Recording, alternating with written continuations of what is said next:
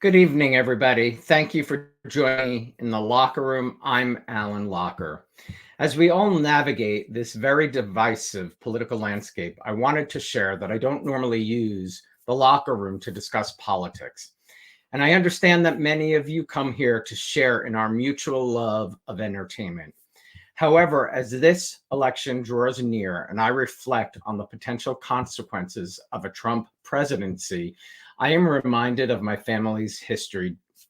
During World War II, many families in Holland risked their lives to save my mother, my father, and my grandparents. My grandfather and my aunt were killed by the Nazis, but those folks who saved my family's lives are allowing me the chance to be here tonight and speak up where my parents no longer can. I take very seriously the words of our former president and those who worked for him, supported him, and knew him best in the White House when they fear he has fascist tendencies. I truly believe conversations like this are vital.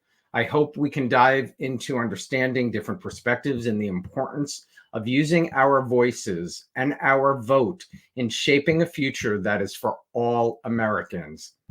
I really never used my voice to speak up about politics or anti-Semitism prior to 2017. But after the August rally in Charlottesville, Virginia, when neo-Nazis were chanting, "Jews will not replace us," and Donald Trump said there were good people on both sides, a fire was ignited in me. I needed to speak up, but at that time I didn't have a place to do so. So here I am. I do have a platform. And as we watch the growing rise of anti-Semitism around the world, and we hear Donald Trump praise Adolf Hitler, wishing he had more generals like Hitler had, nothing is more important to me than using my voice right now. I want to add one thing that I just learned before we get started. Donald Trump is holding a rally at Madison Square Garden on Saturday, October 27th, the same venue that held a Nazi rally in February of 1939. Now, New York City is not typically a Trump-loving city. So I ask you all, why is he holding a rally at Madison Square Garden? Now, my guest tonight is Michael Howland, once an evangelical pastor who will reflect on his decision to vote for Donald Trump in 2016, the myriad of reasons for changing his mind and his fears as the 2024 election approaches. Our backgrounds couldn't be more different. Michael is a conservative, now a non-denominational Christian, married with 2 children through IVF, while I am a proud gay man, Jewish man, certainly not a conservative. Over the last couple of months, I've noticed Michael posting his feelings about the upcoming election to social media. I reached out to him on October 11th to ask him what reaction he had been receiving to some of his posts. And this show was truly born out of that simple exchange. Please help me welcome my friend, Michael Howland, to the locker room. Hey, Michael. Hey there. Thank you for being here, for using your voice at such a critical time in our country. Alan, more than anything, thank you for being you. 4 years ago, I watched your first show and started with a love of soaps, but was it the first As the World Turns the very show? first As the World Turns reunion, I was there. And then the Guiding Light reunion after that. Tried to watch every last one of those opportunities beyond that. Truly, thank you for your support and thank you for really, these conversations aren't easy. So thank you for your willingness. I shared with you already, we had some folks sort of, somebody who said they unsubscribed to my channel because they thought this was a place for soaps. And it is for the love of entertainment. But, I truly would not be here if those people didn't risk their lives. Yeah. My parents are no longer here. I need to use my voice to do my part because I do fear for our country. And I think that's the reason you agreed to do this as well. Absolutely. Absolutely. And Alan, your stories, your courage to share from your own journey and invite others to share and us to learn from each other, to be able to agree, disagree, to be inspired, all of that is important.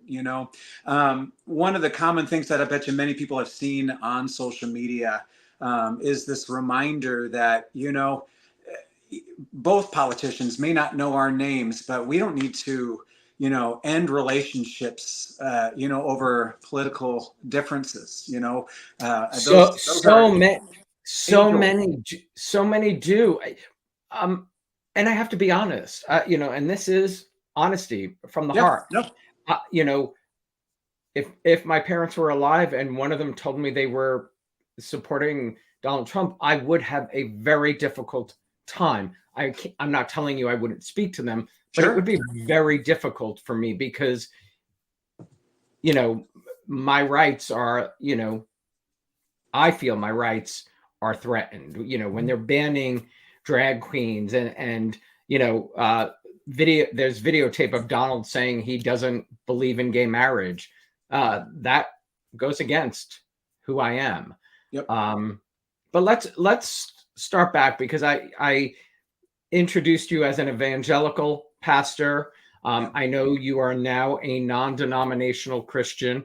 Yep. For a Jewish young man like myself, I do not know what any of that truly means.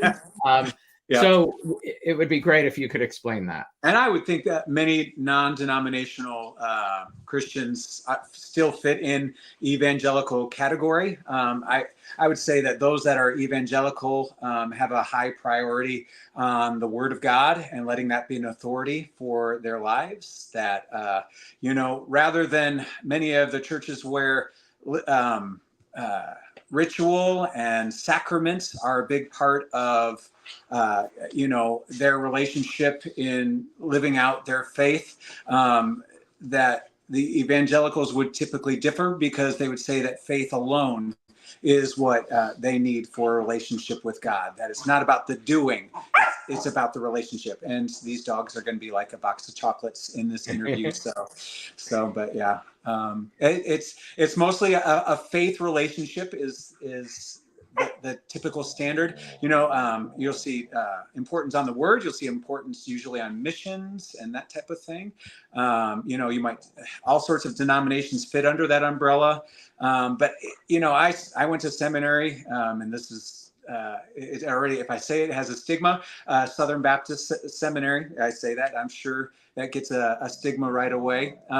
Why would that get a stigma? They take harsh stances on things to be viewed as legalistic. Back, was it the 90s or the early 2000s? They banned Disney, as an example. Most recently, they are possibly part of the impetus banning IVF, which used to be A-OK. For me, I was tired of some of the big legalistic stances and just wanted to get back to the heartbeat of having a relationship with my God and Savior. And, that was my priority. And that is why you consider yourself a non-denominational. I'm not going to, to me, I see myself as a Christian. And that's what's important to me. I don't want to worry about labels of, you name the denomination, fill in the blank. So Sure. Well, take me back to who you were. What were your religious beliefs before the 2016 election, and what mattered to you most at that point? Before 16, I came to faith when I was 15. And wow. I even shared, I think in the Michael Park, Dear Evan Hansen interview, Rachel Bay and the cast members you had on there, that I was harshly bullied in high school. And my friends caught on to that. And there was a retreat, and they shared their stories and testimonies. But the very first person I meet is a gentleman named Kevin, who would have typically have been my bully. He was the stereotype, that would have, I don't know, the jock, the popular kid, the person that would have rejected me typically. And he meets me and doesn't know me from Adam. And he tells me, Mike, I don't know you, but I love you. And I'm glad you're here. Gives me this huge bear hug. I was won over through unconditional love. And so I think that is a big part of my relationship with Christ, with God, with faith is I feel like that's how Jesus loved others, unconditionally, and so that's a big part of that. Now, when it came to the political issues and voting, pro-life, I was very much a pro-life voter. I would probably fall in the hat of the one issue voter, which I imagine even in 2024, many Christians are there. The number one burning issue is what does the candidate want to do with the topic of abortion? And if they see someone that is in favor of, in their minds, killing babies, that's the deal breaker. And there's just no advancing from there, And so 2016, obviously we all know the Billy Bush interview came out right before the election. And I had to wrestle a little bit with, the character of Donald Trump, but in my mind, I couldn't compromise voting, against, my pro-life stance. And so I did vote for Donald Trump in 2016. And I understood, many people did, many people I knew, that, a lot of people wanted a change. I know many people, voted because of that issue as well. And I, at that time, I would have said if I had been wrong, or if I felt Donald Trump had truly done something positive for this country, I would have been one to say I was wrong about, voting differently, but I didn't feel that would be the case. I've also worked in entertainment my entire career, and I felt he was an entertainer, and it was and that's my opinion. But again, hearing those words on that Billy Bush interview, I don't want to, I might talk about those things off camera, but I do not think our president of the United States should be talking like that, calling that locker room talk. That's, and I'm not religious, and, religious people who, believe in God and follow this. Well, it's hypocritical because Bill Clinton, they had the Monica Lewinsky scandal, and everybody jumped on him, and I did not have sex with that woman, and so of course it's fodder for the Republicans to go on him. And here, more than even in an affair, you have this candidate who is saying that I'm going to use my celebrity to grope women, and that it's okay. And I mean, I don't know what in morality or in a conservative worldview, that's okay. That is beyond locker room talk, Correct. What were your thoughts once he got into office? Did you feel he was doing things for the American people? No. More and more, piece by piece, it was one of those. I wish I had listened to my gut. My gut was, chiming in, and I mean, what was it? I didn't realize that. Was your gut chiming in a little before? Yeah. But you went with. I didn't like this, that Billy Bush interview and what was found there, and. I mean, he had a sense of arrogance and he still has, that is, that's the one thing that maybe we can say is unmatched when he talks about he is the best, the biggest, maybe the arrogance is truth there. But no, things that shocked me. I mean, when he started to alienate himself from some of our closest allies, Canada, Great Britain, and I mean, when have we ever, struggled, to get along with countries like those? I would Well, get, and he denigrated, Mexicans from the start, yeah, yeah, literally. Yeah, I mean, he definitely did. When, I mean, your thoughts started to change. You mentioned your health insurance went up. You got less in yes. your tax returns. COVID response. That really frustrated me. And people were all over the place with COVID. And what I was really frustrated with, especially in the world of Christians, is that they would act like it was a disservice and like it was a strain and stress and torture and inhumane to wear a mask for the courtesy of others. I understand there are issues with vaccinations and that maybe that's not for everyone.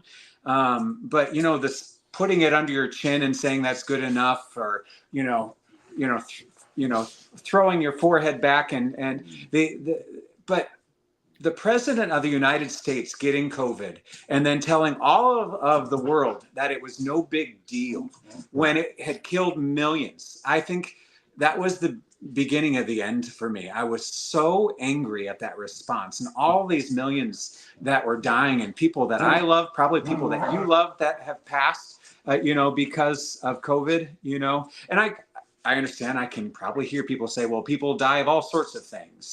But this is something that people needed to take serious. And, one of the passages in the New Testament that maybe Christians should have considered is, Philippians 2, where it says that we treat others as more important than ourselves. It's bigger than me. It's how can I love one another? And I think Trump escalated those types of things, and we still hear it through like a Marjorie Taylor Greene, how cruel it was to put our babies in masks, and there are conversations about that, but the goal that I think everybody was taking, we didn't know what this was. They were trying to protect us, and I can't fault our government for trying to protect us. And like you, I do agree. I didn't find a mask to be an inconvenience, but no, I think I believe in, I want to protect as many people. I sadly have a dear friend who lost his mother and his father within 2 weeks of each other from COVID. That is unreal. That should not happen.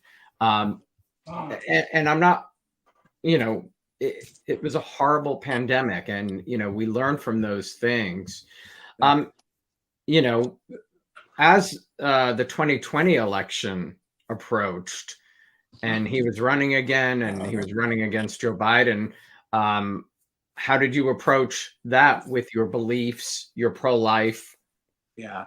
I mean, it pretty much, 2020 election, because of all the things I'd seen with COVID, aligning himself with Russia, and North Korea, and his, like I say, alienating our allies, just not being presidential in his comings and goings. All these things and more were really starting to wane on me. And, I knew I had to take a stand and say, there needs to be someone else. You want a candidate for the Republican Party, it needs to be somebody with character. It needs to be someone, that we can stand behind and not be embarrassed by scandals, by his childish, selfish, self-serving behavior. And so I did. I voted for Biden. Now, and that's the first time you've ever in your life. Yes. Yeah. As a policy, with me, I am, obviously a minister. Right now I serve as a hospice chaplain. Before that, I had over 25 years of student ministry as a youth pastor. So I have a lot of people obviously on the right, but I'm also an actor and a singer in the community, and I've got a lot of friends on the left, and everywhere in between. And I think for me, what I decided to do, and the difference, they're all your friends. Yes, yes. And that's so important to me. I mean, you know, every bit of my purpose on this earth is about relationships and doing relationships well and loving others well. And so whatever someone believes when I encounter them, you know, it's got to start with building a relationship and loving someone well. And and I've built incredible friendships in the theater world. But what I did with my social media was I decided I was not going to let that be a political place. And so, and I talked to you about this today. I don't never put any political posts on. I wouldn't let my friends attack each other. I had a need to get opinion on cars, and all of a sudden, two of my Facebook friends are attacking each other that don't even know each other about a car. And so, you know, that type of thing I just shut down. From the birth of Facebook till today, I haven't said a political word. This is the year I've spoken up. And so if that says something about the gravity of it does. Why it's important to me now. It does. And I do have family who don't post as well, some who do. Part of me speaking up today is some family who I know support him, and it astounds me, as family that have Holocaust survivors in their lives. Yeah. It astounds me that any of us could support somebody who wants to have generals like Adolf Hitler. It's a comprehension that I can't understand. And I have family who worry that I speak up, but you know my story. I didn't speak up growing up. I didn't understand what my parents went through. I have the privilege of living my life today because, one family who took my mother and grandmother risked 11 lives, their 9 children and the parents, to take into strangers. If that doesn't give me the right to speak up today, nothing does, really. And I repeat that all the time because I think it's an astounding thing that somebody went to that trouble to take into strangers. And no, absolutely. I know many people who ask themselves the question, could they do that? I don't know. Could I do that today for somebody else? I sure in hell hope so, knowing what was done for me and my family. Moving on, but you and I share the same feelings about January 6th. Oh, man. Yeah. What was it like for you watching that unfold in real time? The list we have, the Challenger, the Oklahoma City bombing, the World Trade Center, that goes in infamy as one of the most horrific things I've seen in our nation. Just disgusting and ugly. You hear about people defecating on the Capitol. You hear about 9 lives lost. Some of them Trump supporters. Brian Sicknick, the officer was died the next day. And then 4 other cops committed suicide because of all they encountered through that. So a total of 9 lives, 140 cops that were attacked and injured, not just attacked. Probably, I don't know the number of how many were attacked, but, attack on the Capitol, an attempt to go after Nancy Pelosi, attempt to hang Mike Pence. And now we're just learning, that Trump's response to that is, so what? So what? While watching in his office for 3 hours, he knew what he was doing. He absolutely knew what he was doing. Proud Boys stand by, is any of that presidential? None of it is presidential. None of it. It's a sore loser, And going back to The Apprentice, the minute things that he would fire people for on that show, I really feel like he would have fired himself for some of his behaviors if he was anybody else. Were you a viewer of The Apprentice? I was. Oh, interesting. And okay. actually, toward the end, I'm not a huge reality TV Yeah. watcher, Oh but no, I want to be on Survivor, and so that's different. That's a little anything with different an than, but elimination I guess thing, maybe it not. grabs I was me. going to say it's different, but maybe it's not really. Yeah. Um, you alluded that there are two issues that you think are blinding people today. Do you remember Yeah. what those are? Absolutely. Yeah. No, first one's obviously abortion. And I think that is a big hang up, but I feel like um, we live in a world where uh, we see things in fast food mentality. It's what we deserve. It's my way, right away. You remember that slogan, And so we want what's ours and what we feel we're entitled to, and we aren't willing to wait for it or go about it, even whether in the right way. And so, if you are pro-life, then let's go about it the right way with politicians that have character and with people we can stand behind. And if you're pro-choice, then you're going to do the same, but on top of that, Willy Wonka and the Chocolate Factory, the very first that goes, maybe second, was it Veruca, in the red dress, and she's like, I don't care how, I want it now. And I'm hearing so much of this in the voices of Trump followers is, I don't care what Trump does. This is what I want, and I want it now. And the anxiousness on the other end, the other detail is obviously what we're all experiencing post pandemic is price of gas, price of groceries. And you might have even seen the stickers on gas pumps where people put Joe Biden stickers on there that said, I did that, and blaming Oh, Joe I Biden. have not seen that. I have Oh, not yeah. seen that. Maybe that was a Wow. Midwest thing. But, you know, we've seen record high stock market closes. We've seen inflation come down. I think the problem is, and those who are Christian believers believe that they should have the fruit of the Spirit, which is love, joy, peace, patience, kindness, goodness, faithfulness, gentleness, and self-control.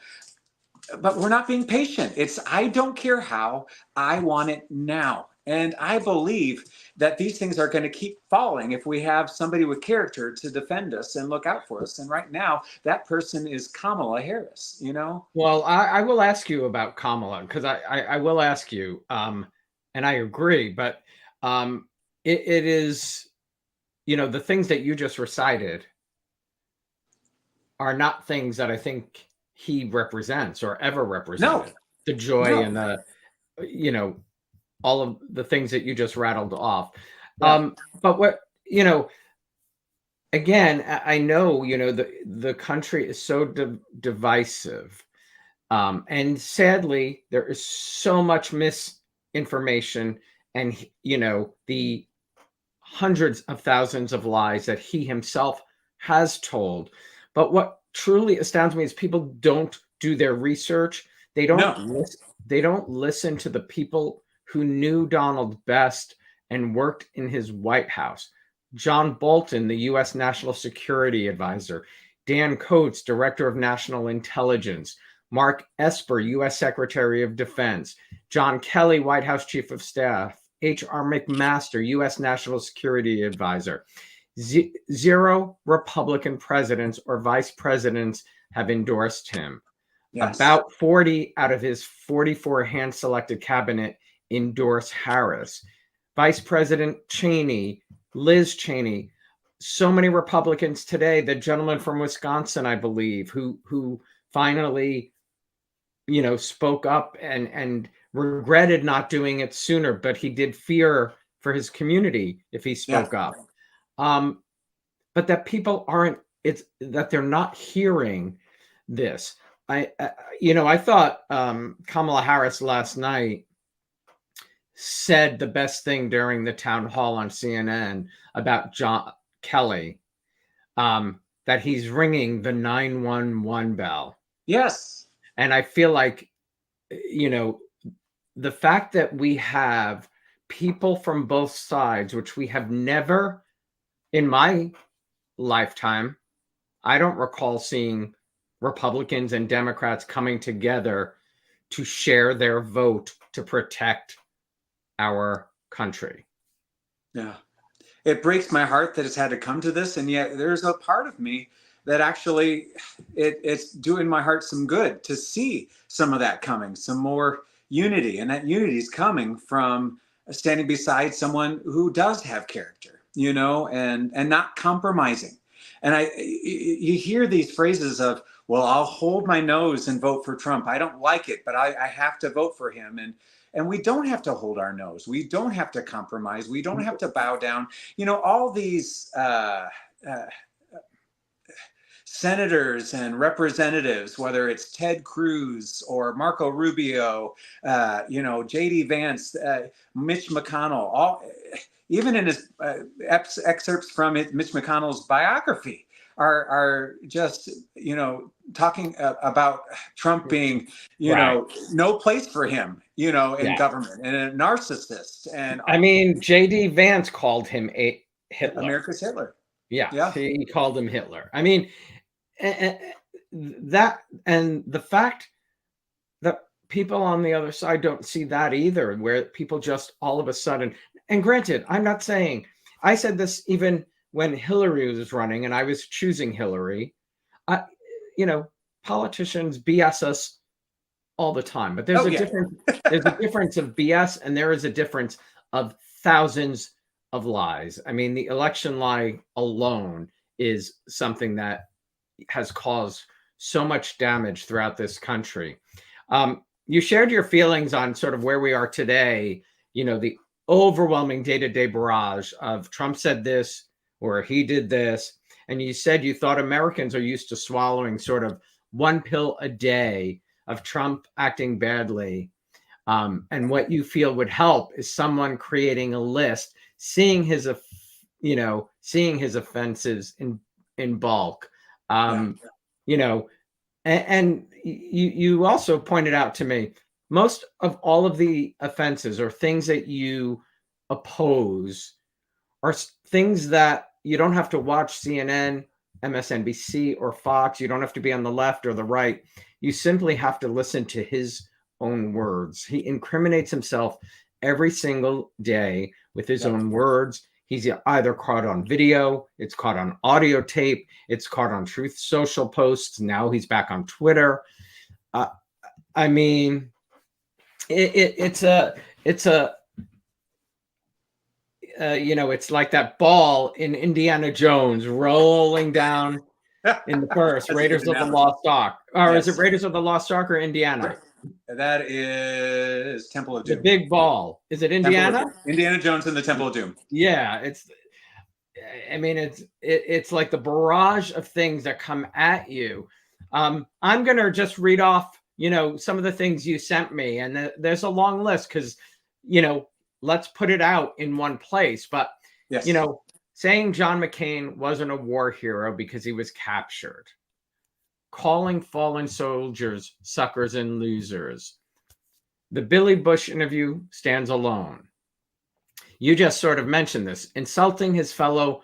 I mean, he insults anybody who doesn't agree with him. And that to me should disqualify any candidate from president.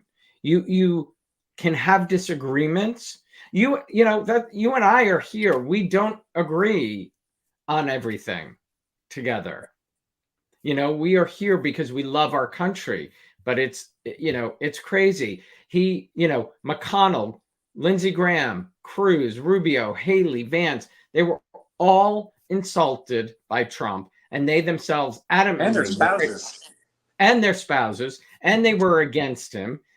And then they all turned to bow and to protect their power and positions. And as you pointed out, many, of the words our former president used were racial slurs on some of those people, belittling Nikki Haley's husband's military duty.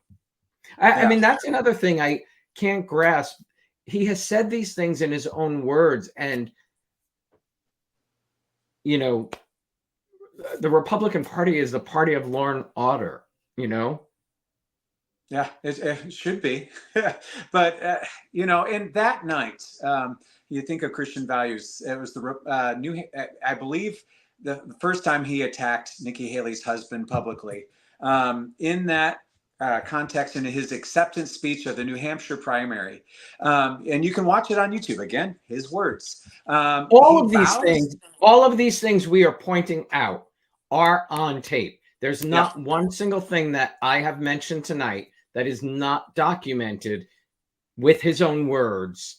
So, that's the research that I'm saying. So continue, Michael. I just want to say. In that New Hampshire primary, he proudly boasts, I get revenge. And that's not a Christian value whatsoever, and so it's one more thing I can't stand behind, and so we're not hiring an insult comic, and of course he can't put himself in a position where he would be in a celebrity roast because he can't handle that. He can't put himself in the kitchen. I mean, look at how he attacks Jimmy Kimmel left and right because Jimmy had a hilarious joke in the Oscars. Oh man, yeah. Yes, he did. I'm going to continue with the list. Please. I just need 11,780 votes caught on tape committing fraud in Georgia. When asked, he said that he doesn't need forgiveness. Trump doesn't need to ask God for forgiveness for anything he's ever done. And when asked about his faith, well, he said, evangelicals love me. Can I chime in there? Yeah, that's so important. To say he went on to say, well, I haven't done anything wrong that would deserve me asking for forgiveness. I'm a good person, and so you can watch that quote for yourself, see his exact words, but when he is asked about his personal faith and he has the opportunity to say maybe everything that Christians might want him to say, and he says, well, evangelicals like me. That's not representing his faith. He's saying so plainly, I'm using you. I'm using you to achieve my end, and if you don't feel used, maybe this could be a wake-up call, It breaks my heart to see so many people that I love blindly following him. And with that, the way they behave and mimic him and his behavior, I'll see them insult people blindly on social media. I've seen them take, either left Democratic politicians or maybe the gals from The View and mock their personal physical appearance, And these are people who profess to be faith-believing people, making fun of the appearances of others. May I just say, as someone of faith, and a big apology for the behaviors of anyone who calls themselves an evangelical. If you've been mistreated, if you've been name-called or bullied, this is not representative of what I believe. And I believe that the people who are acting like this are blinded. And I'm so sorry for anyone that has been treated horribly like this. I know there's passion behind that, but it's misguided and it's not okay. It's not okay. Yeah. I mean, throughout the entire run of his first presidency, I just kept thinking about myself as a child, always loving to watch the president. And I know many families who pulled their children away from the TV. I mean, the words are mean-spirited, There's so much hate coming from our president, and there should never be hate coming out of our president. It's funny, most recently, as Obama has been at rallies for Kamala, he mentioned Senator McCain recently. And I remember the video where one of the people that had listened to fear-mongering messages and, about Obama, and this woman dressed in red, a very famous video, it expresses her fear, for Obama and says she expresses her fears about him, and John McCain shuts it down and says, no, he is a good man, that's the type of That's what character we we need miss. from That's any politician. that's You know, that's what we miss. Yeah, absolutely. I really do miss that. I'm going to continue because we have a long list. please.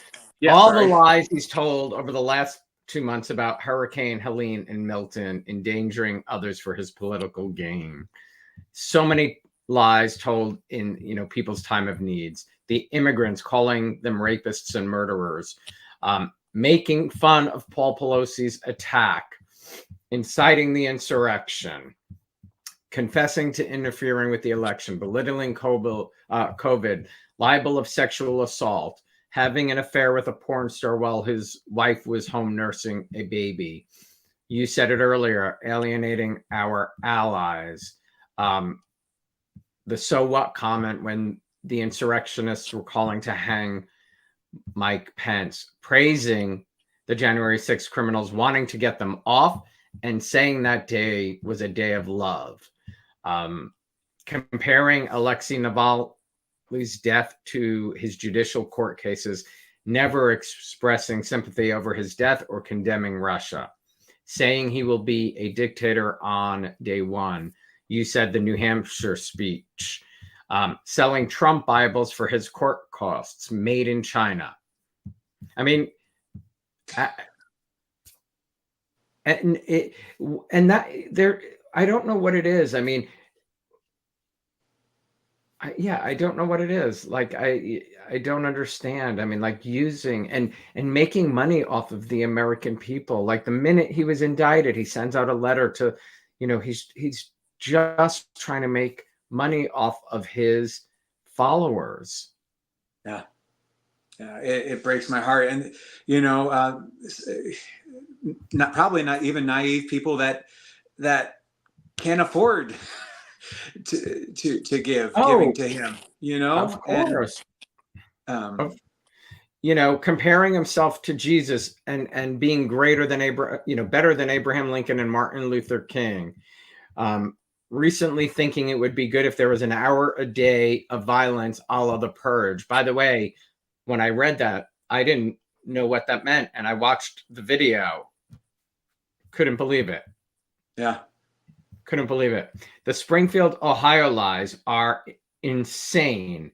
What he did to that town, crazy. Aurora, Colorado. Yeah. And then once it's proven, and even J.D. Vance confesses that it wasn't true, and they still double down on it and justify it, and still talk about it to this day, dismissing veterans with brain trauma as just having headaches, calling his opponent, Kamala Harris, telling her she has a mental disability, choosing disaster relief based on the blue or red states, the California wildfires when he denied them at first. How about throwing paper towels in Puerto Rico and denying? Yeah. He will support his, fellow billionaires and wants to give tax cuts to them. The ridiculous photo op at Arlington National Cemetery. And I mean, one that really kills me is blaming Jews if he loses. I mean, yes. he's putting a target on my back if he loses. It's unreal. It's unreal. I mean, and he has so many people of faith following him, and putting a target on any of his opponents. How they support that is what really, but I don't think people believe it. I think they are not doing their research. They're not listening to video. There is footage. Have to read. And I mean, people I love posting things without any research, and it just takes, a minute. I've made the mistake, Michael, to be honest. And I think many people do. Yeah. But it is so important today to make sure it's fact. Yep, absolutely. And it might just take you 2 more minutes to do, but it's easy to find. A reputable source. Yeah, absolutely. And if, like I say, we've talked about this a little bit, you don't like any news network. There are videos of Trump in his own words where it's independent and you don't need to worry about the source. You're hearing verbatim his words, you know. And then I played Harold Hill in Music Man. And, you know, all it took was Harold Hill calling a pool table trouble.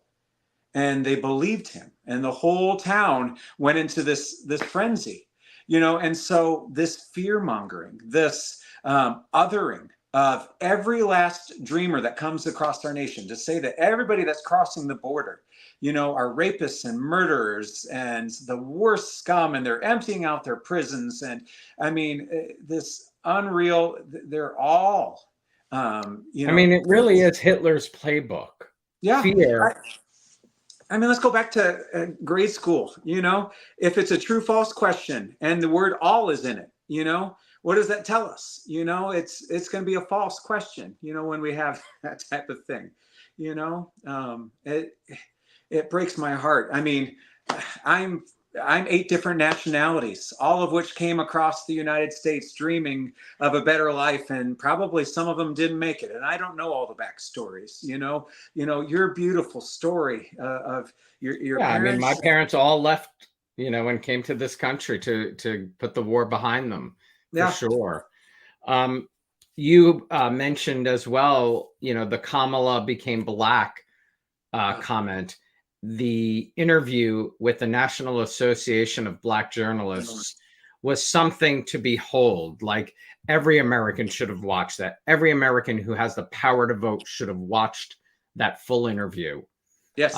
As I was seeing comments come on social media, I went back and watched it, and I was horrified that that was somebody who was running for the highest office in our country. And in the same breath, the black jobs comment came out, you know, and even a president that can't take the time to say his opponent's name correctly. I mean, there is no character in that. That is just snide, and it's not okay. You know, I can't think of anyone on either side of the fence that couldn't say their opponent's name with respect, pronouncing it properly. You know, there's no character in that. And I would think our president should. Yeah. And then the DNC, the sweet girls, you know, that came on the comma, la, you know. Yeah. You know? That was great. Yeah. That was great. You know, you mentioned being bullied. And you said, as someone who is bullied, why is America choosing the bully in the schoolyard? Yeah. Yeah. With the schoolyard pick, we have all these choices. Why the bully? And I think it's the entitlement of Burger King mentality. My way, right away. And they believe he's the guy that can, you know, and that's not how things are to be done. Not in the least. So it just breaks my heart. It breaks my heart for this country, the division, you know. The most beautiful the division is really upsetting. It is. And we are. I mean, you know, like I said, I see what some of my family's posting. It upsets me so much. The measure of, what is it? The Kamala says, you know. Yes, the measure of it's not who we knock down, it's who we build up. You know, I have had plenty of people knock me down in my lifetime, but the people that I will remember, the people that are significant in my life, the people that have an impact on my faith and my faith journey, and the people, you know, what I do in the world of hospice and people's last moments, you know, it's important, you know, to build people up, you know, and love people well. Kamala's been our vice president for the last 4 years. How much have you paid attention to her? You know, did you start paying attention to her when she was the nominee, or have you always, you know, I'm curious what your kind of a growing sense of an awareness of who she is and what she was all about. Of course, 2020 election, she was here in Iowa, you know, as that was all going down, you know, but, uh, you know, I am very thankful that with humility that Joe Biden took a leap of faith, and for the sake of the hope of this country, you know, stepping aside, you know, that wasn't malicious, that wasn't sneaky or vindictive, that was with wisdom, you know, and grace, that he stepped aside to allow someone that could give us hope, you know, and unite us. And she's doing that. She's doing that slowly but surely. And I know the next 4 years could have so much hope under her, you know. And again, I don't agree with everything, you know, just like Liz Cheney doesn't believe everything Right. that, you know, but, you know, and now for me, I do believe it's going to take a hot minute to reestablish any type of Republican Party, or to create some sort of new Republican Party, you know, that doesn't act like this, that is not this fear-mongering, you know, authoritarian The dictator lies have type to of. stop. We need It has to truth. stop. We Yeah. need truth. So, but I can wait. I can pray and wait for someone else to rise up on my end. And you know what? I waited 7 years to have my children. You know, God didn't. It wasn't a genie where I rubbed a lamp or flipped a switch. You know, we went on a journey for 7 years. Yeah, I mean, Granted, I mentioned it, but IVF. Sorry, something in my eye. Yeah, that's the question. 7 years for this journey. You have two beautiful children. The fact that the Republicans voted against IDF. What is the reason? Why do you see that? What is there to vote against? What the strictest person professing to be a Christian might say is that it's taking matters into their own hands. That you know, it's only for God to decide who's going to have children, who doesn't. And so when you put it in the hands, let me tell you, first.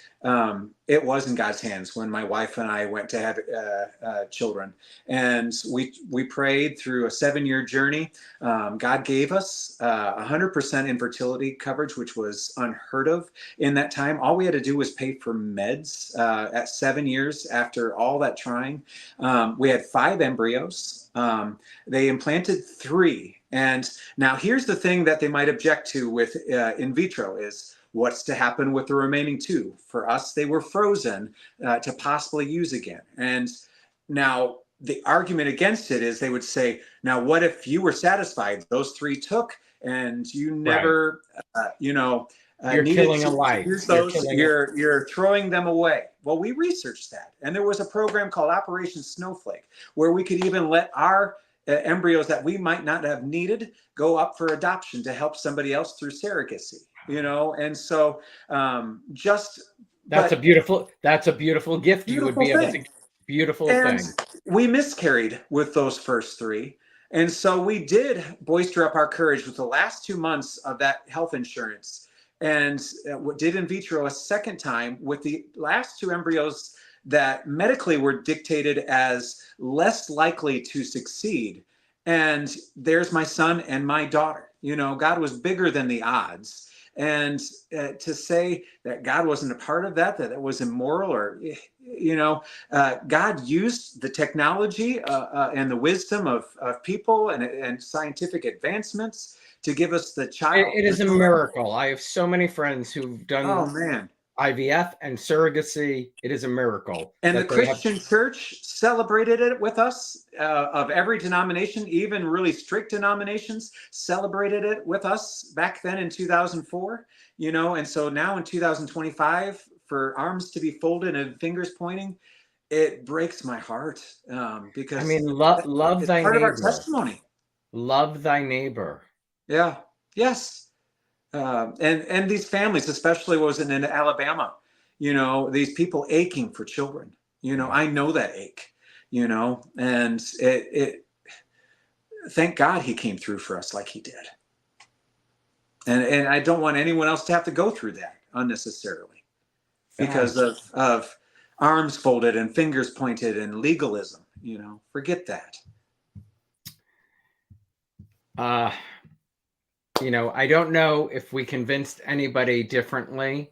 I just implore people to do their research, to almost and follow their gut. Might be a vote for Trump, but your gut was not to in 2016. No, your gut was not.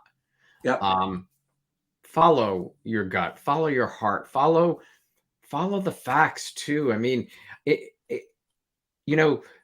I know people would think like, hey, everybody's ganging up on Donald Trump, but that can't be. I mean, let's remember his vice president running mate is J.D. Vance. It's not Mike Pence, because Mike Pence would not support him running for the office. He was his second in command. And so many others feel that way. I wanted, before I let everybody go, Michael, I wanted to share.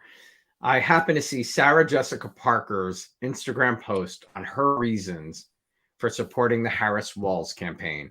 I know people watching might say she's a rich celebrity. Who cares what she says? But you know what? She is an American. And like all of us, she has the right to vote. And I share her same thoughts and values and reasons for voting for Kamala Harris and Tim Walz. Sarah said, for public schools, for books, for common sense gun laws, for a living wage, for opportunity, for women, for voting rights, for the dreamers, for arts and culture, for senior citizens, for our military, past and currently serving around the world, for the climate, for hope, for my LGBTQ plus community, for freedom, for science, for affordable health care, for union members, for democracy, for our daughters, for our sons, for all of our children, for equality, for dignity, for hope again, for the Constitution, for me, for you, for love, for choice. Thank you, Sarah. You are welcome. Thank you, Michael, for being open to this. We come from different sides, but we have become friends through this. And you said it earlier. It was your sort of love of the genre and your kindness that built this friendship over the last 4.5 years. Alan, I would do anything for you. If you were hurting, Ray was hurting, I would come all the way to New Jersey. I love you so much. And I guess if I could just do one little parting word, for anyone that is like me, a person of faith that is really struggling with this, that might feel like they're abandoning, as Kamala would say, their deeply held beliefs. My encouragement to you is to look at the character of this man and then look at what you say you believe, and to trust and that it is okay to wait for it to come in the right way, in the right package. And it is not the right way. And so we can wait, we can pray, we can trust that God is going to use Kamala just as he might use anyone on the left or the right, and she is going to be a president. This is a huge difference for all Americans on both sides. And she wants a Republican in her cabinet. She does. That is a beautiful thing. And I just think with, she even said it last night, and she says it many times. I sort of feel the same way. Like I'm very impressed. People, I'm not, I don't have all the knowledge. She's open to ideas. Why did she change her feelings on certain issues? We learn, we grow. The best ideas by listening to other people, and you bring those ideas together. And having a Republican, we should have people. There are Republicans in this country, and Let's all learn from each other and just love each other. Michael, thank you so much, my friend. Thank you so much, my friend. Thanks, everybody, for joining. Thank you to Michael Howland for being willing to have this conversation and putting democracy before party. And as you described before your values, the election is truly one of the most consequential of our lifetimes. All I ask is that you do your research, read, and more importantly, listen to Donald Trump's own words. We must do our part to save the democracy. Please join me next Wednesday when actress Valerie Pettiford from The Young and the Restless stops by to tell us about her new role as Amy Lewis. And on Thursday, actress Ala Karat from Another World will stop by. Thank you, everybody, for watching. Please, as always, stay safe, and I'll see you next week.